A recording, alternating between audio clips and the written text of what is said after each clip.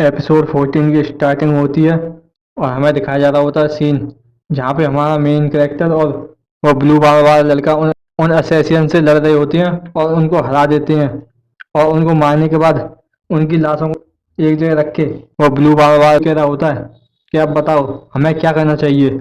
इस बात को सुन के मेन कैरेक्टर कह रहा होता है, सबसे पहले इनकी जो लाश हैं इनको अच्छी तरह से गाड़ दो, जिससे एनिमी को इनके बारे में कुछ न पता लगा सके। और वो यंग लेडी से पूछ रहा होता है, क्या सभी गार्ड वो ठीक है, कोई चोट तो नहीं लगी उनको। तो यंग लेडी कह रही होती है कि तुम्हारा शुक्रिया, क्योंकि इस चीज़ के लिए सभी पहले से ही प्रिपेयर थे, ऐसा कुछ हो सकता है किसी दिन। तो वो बहुत ज़्यादा सख्ती से अपना काम कर रहे थे। इस बात को सुन के वो ब्लू वाला लड़का कह रहा होता है कि इस आधी रात में क्या ही काम करना पड़ा है इन छोटे मोटे कमजोर लोगों को मार के, बिल्कुल मजा नहीं आया। इस बात को सुन के मेन कैरेक्टर कह रहा होता है, यह बात नहीं कहनी चाहिए तुम्हें कि तुम पहले से अपना पूरा काम ढंग से नहीं करते हो, तुम्हें पहले अपने अपोनेंट को एक बार में ही मार देना चाहिए। इस बात को सुन के ब्लू वाला लड़का कह रहा होता है, क्या मैंने प्रोटेक्ट किया था ग्रॉकजू को, क्या किसी को प्रोटेक्ट करना ये इम्पोर्टेंट नहीं है। इस बात को सुन के मेन कैरेक्टर कह रहा होता है, ये तो हमारी ड्यूटी थी, तो तुम्हें ऐसा तो करना चाहिए था। इस बात को सुन के यंग लेडी चुप खड़ी होती है और सोच रही होती है कि ये दोनों ये बहुत ज़्यादा स्किल मास्टर्स हैं, मगर मैं यह बात समझ नहीं पा रही हूँ कि ये हम जैसे थर्ड रेट के गार्ड को क्यों सपोर्ट कर रहे हैं। मगर कोई भी बात हो, इनके आ जाने से हमारे लिए उम्मीद अभी भी बाकी है कि हम अपना ग्योंगसोंग ग्यो को दोबारा से रिकंस्ट्रक्ट कर सकते हैं। तो यंग लेडी कह रही होती है कि ऐसा लगता है कि सिचुएशन अब हमारे कंट्रोल में है, अगर तुम दोनों ठीक हो तो हमको अपनी जो कन्वर्सेशन चल रही थी उसको दोबारा से शुरू कर देना चाहिए।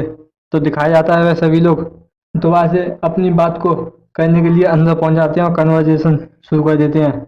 तो दिखाया जाता है कि यंग मास्टर कह रहा होता है कि ऐसा नहीं हो सकता, क्या तुम सच में वही डॉग हुई हो जिसके बारे में बात करते हैं। तो हमें मालूम पड़ता है कि ये ब्लू वाला लड़का का नाम डॉग हुई है। वो कह रहा होता है, हाँ वही हूँ मैं। तो यंग मास्टर कह रहा होता है, वो थीप गोस्ट जिसने हराया था बाकी योंगटुंग शोर को और संजय खो को और योम हनपिल को। तो डॉग भी कह रहा होता है कि ये थीप गोस्ट नहीं थे, मगर एक शॉर्ट गोस्ट जरूर था, मास्टर सॉन्ग। तो यंग लेडी पूछ रही होती है, मगर वह कहाँ चला गया पार्टी छोड़ के। तो डॉग भी कह रहा होता है, क्या वो बटरफ्लाई यंगमैन, उसने कहा था कि वो सराउंडिंग को चेक करने जा रहा है पीछे। मैंने पहले सोचा कि मुझे उसको फॉलो करना चाहिए, मगर मुझे पता नहीं है कि उसकी पर्सनैलिटी ऐसी है या फिर हमें उसके बारे में ज़्यादा नहीं पता, क्योंकि मैं उसके साथ नहीं रहा हूँ। इस बात को सुन के यंग लेडी कह रही होती है, क्या तुम उसके कंपेनियन नहीं हो जो बहुत दिनों से उसके साथ है। इस बात को सुन के डॉगू कह रहा होता है, अगर मैं इसे सिंपली बताऊं तो ये एक लंबी स्टोरी है, मगर मैं उसको 2 महीने पहले ही मिला था। दिखाया जाता है 2 महीने पहले का सीन, जहाँ पे डॉगू अपना पैसा उछालते हुए कि उन्होंने कहा था कि उस गैम्बलिंग में कुछ ना कुछ मिल जाएगा जो हमारे काम का हो सकता है, मगर मैं वहाँ पे अपना सारा पैसा हार के आ गया। वो पतला सा लड़का ऐसा लगता था जैसे कि वो बिजनेस करने में बिल्कुल नया है, मगर उसने उस इलीगल गैम्बलिंग में मुझसे सारा पैसा जीत लिया और उसके पास एक स्वॉर्ड भी थी। तो ऐसा लगता है वो एक मार्शल आर्टिस्ट है जो मार्शल आर्ट यूज़ कर सकता है। चलो उस लड़के को पकड़ना चाहिए मुझे। अगर क्रंच टाइम देखा जाए तो वो यहाँ आने वाला हुआ, तभी दिखाया जाता है हमारे मेन कैरेक्टर को जो वहाँ से जा रहा होता है। तो डॉगू उसे देख लेता है, कह रहा होता है हाँ वो आ गया। तो मेन कैरेक्टर वहीं रुक जाता है और कह रहा होता है डॉगू से कि तुम पेनीलेस बियर, क्या किसी के पैसे को चुराना यही तुम्हारा प्रोफेशन है, और ये तुम्हारी स्वॉर्ड ये खाली दिखाने के लिए है लोगों को। इस बात को सुन के डॉग भी कह रहा होता है कि तुम बच्चे, क्या तुमने नाम सुना है योम हन पिल का, कि मुझे कुछ चाहिए जो मैं तुमसे जानना चाहता हूँ। चलो पहले इस ट्रैवल को ख़त्म कर लेते हैं, तुम मुझे रास्ता दिखाओ वरना मैं तुम्हें दिखाऊंगा कि यह संसार कितना बड़ा है। इस बात को सुन के हमारा मेन कैरेक्टर थोड़ा मुस्कुराते हुए सोच रहा होता है, जैसा मैंने एक्सपेक्ट किया था कि ये यहाँ आया है क्योंकि वह उसके पीछे है, ये मेरे लिए कुछ काम का भी हो सकता है। तभी वह उस जगह को छोड़ के कहीं और पहुंच जाते हैं जहाँ पे वो डॉगू भी कह रहा होता है कि ये जगह ठीक है क्योंकि यहाँ कोई नहीं देखेगा हमें। इस बात को हमारा मेन कैरेक्टर कह रहा होता है, ठीक है क्या तुम किसी और के सामने अपने आप को एम्बेरस नहीं करना चाहते कि वो मुझ जैसे से हार गया। इस बात को सुन के डॉग भी कह रहा होता है, चलो मैं तुम्हें सफ़र करवाऊंगा थोड़ा सा, तो तुम्हारा नाम क्या है? इस बात को सुन के हमारा मेन कैरेक्टर कह रहा होता है कि मेरा सच में एक अच्छा सा नाम नहीं है, मगर उससे पहले हम फाइट करें, मैं क्यूरियस हूँ एक बात के लिए, क्या तुम कभी किसी टॉप नॉच मार्शल आर्टिस्ट से लड़े हो इस मूवी वर्ल्ड में? इस बात को सुन के डॉग भी गुस्सा कर रहा होता है और मेन कैरेक्टर कह रहा होता है, तुम्हें देख के ऐसा लगता है कि तुम्हारे पास थोड़ी सी स्किल्स तो है, मगर मुझे नहीं पता है तुम्हारे बारे में ज़्यादा, क्योंकि मैं तुमसे मिला नहीं हूँ आज से पहले। तो डॉग भी उस पर हमला करते हुए आ रहा होता है और कह रहा होता है, तुम इस बात को जल्दी पता लगा लोगे जब हम एक दूसरे से लड़ेंगे तो।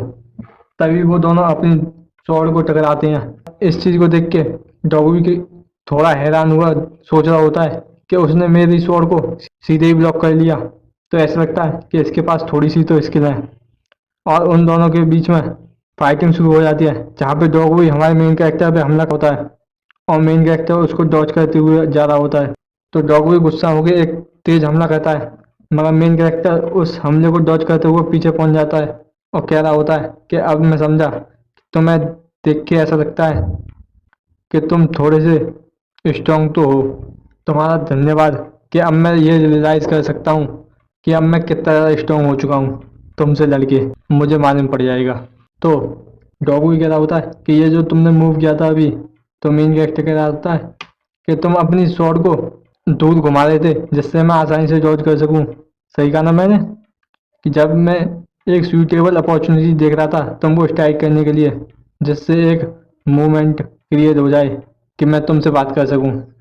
और कह रहा होता है कि मैंने लगता है कि मैंने तुमको प्रोवोक कर दिया, मगर तुम अभी भी कॉन्शियस हो फाइट करने के लिए, तो समझा जा सकता है कि तुम अब पास हो गए। चलो अब एक बेट रखते हैं, अगर तुम जीत जाते हो तो मैं तुमको सारा पैसा दे दूंगा जो मैं गैम्बलिंग में जीता था, और सारी इन्फॉर्मेशन जो मुझे पता है, और इसके बाद भी मैं तुम्हारा काम भी करवाऊंगा जो तुम कर रहे हो अभी भी। अगर मैं जीतता हूँ तो तुम्हें मुझे सर्व करना होगा बिना कोई क्वेश्चन के, आधे साल के लिए। ये कैसा है? चलो अब एक प्रॉपर मैच करते हैं इस बार। इस बात को सुन के डॉग भी सोच रहा होता है कि ये गाय क्या कर रहा है, क्या इसने कंडीशन को रिवर्स कर दिया, क्या ये कुछ और चाहता है? मुझे लगता है कि मैं बोर नहीं हूँगा, मगर मैं डिक्लाइन करता हूँ अगर तुम इसमें कोई डर्टी ट्रिक्स इन्वॉल्व करते हो तो। इस बात को सुन के मेन कैरेक्टर कह रहा होता है कि इसमें कोई डर्टी ट्रिक्स नहीं है, मैं बस किसी ऐसे को ढूंढना चाहता हूँ, मगर उसको ढूंढने में मुझे टाइम लगेगा अगर अकेला मैं करता हूँ तो मैं तुम्हारा साथ चाहता हूँ बस। तो इस बात को सुन के डॉग भी कह रहा होता है, ठीक है, मगर बाद में तुम नॉनसेंस मत करने लग जाना हार जाओ तो। दिखाया जाता है फिर वह दोनों अपना स्टैंड लेके लड़ने के लिए तैयार हो जाते हैं। तो वहाँ मेन कैरेक्टर कहता है, चलो ठीक है, तो फाइट करते हैं। तो डॉग भी सोच रहा होता है कि वो इस उम्र पे भी एक मास्टर है, तो ऐसे मैंने दो ही लोग देखे हैं अपनी ट्रेमेंडियस मार्शल आर्ट्स के साथ। तभी मेन कैरेक्टर अपनी स्किल यूज करता है, ब्लड बटरफ्लाई शॉट टेक्निक का सेकंड फॉर्म, और फिर हीट कोल्ड विंड, और यहीं पे आके हमारा एपिसोड ख़त्म हो जाता है।